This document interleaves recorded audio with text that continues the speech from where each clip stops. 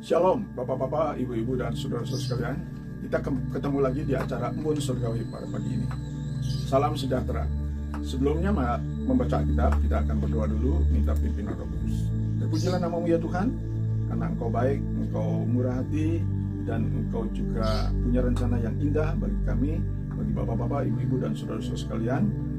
Khususnya ketika kami hidup di dalam dunia ini, kami memerlukan firman Tuhan sebagai petunjuk pedoman yang akan memberi arahan dan juga yang akan menegur kami dan juga yang akan menguatkan melalui firman Tuhan.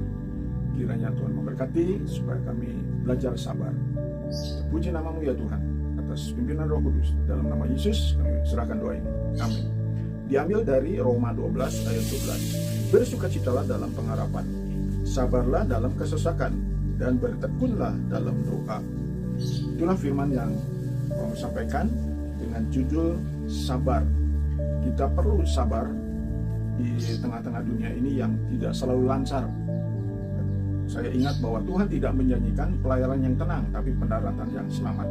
Jadi pada waktu berlayar yang tidak tenang, maka tentu kita perlu sabar, menunggu pertolongan Tuhan. Indah pada waktunya. Seperti jawaban doa kita, yaitu ada 3 ya. Ya, tunggu, dan juga tidak. Kalau iya, tentu pada waktu kita berdoa, Tuhan dengan segera mengabulkan. Kemudian kalau tunggu, tentu kita perlu sabar.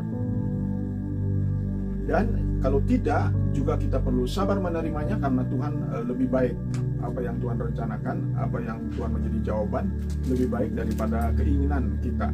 Karena Tuhan itu memberi bukan yang kita inginkan, tetapi yang kita butuhkan dalam hidup itu.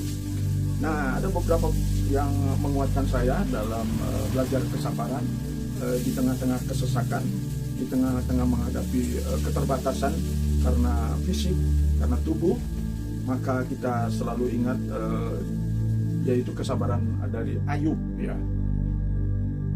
Lalu singkatnya, pada waktu dia sabar menghadapi 3 teman-temannya yang cukup menyebalkan, tetapi dia berdoa dan akhirnya dia disembuhkan dari kusta.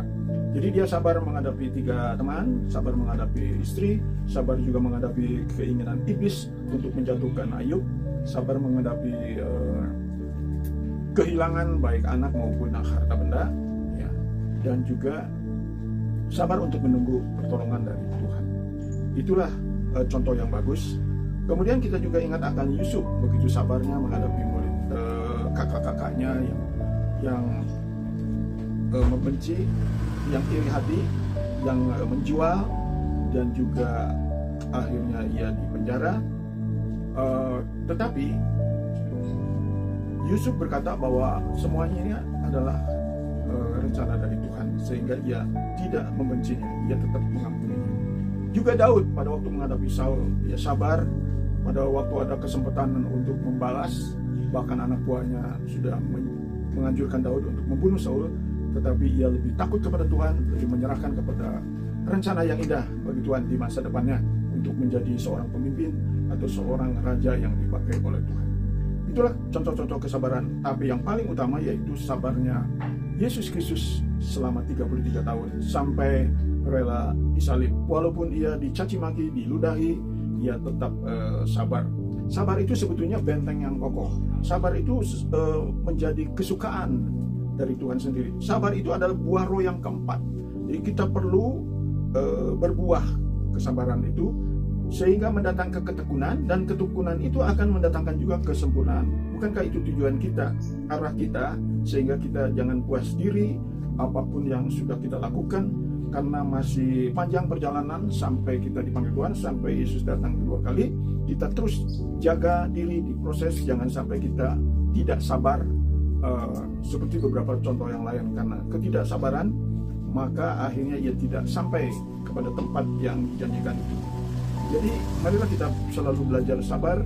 Tentu tidak mudah, dan kita bersyukur sudah ada penolong yaitu Roh Kudus. Kita bersyukur juga ada firman Tuhan seperti tadi, bersukacita dalam pengharapan, sabarlah dalam kesesakan, dan bertekunlah dalam doa. Maka pasti kita akan mengalami kesabaran itu. Mari kita dikuatkan dengan ayat sabar menunggu. dengan lagu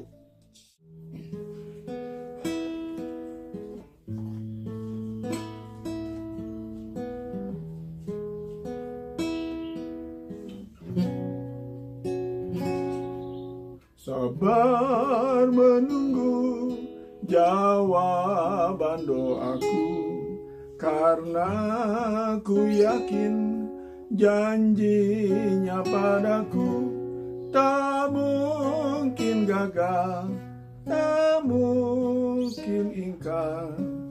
Tidak seperti janji manusia. Oh, janji Yesus suci dan benar, patut ku percaya selama-lamanya.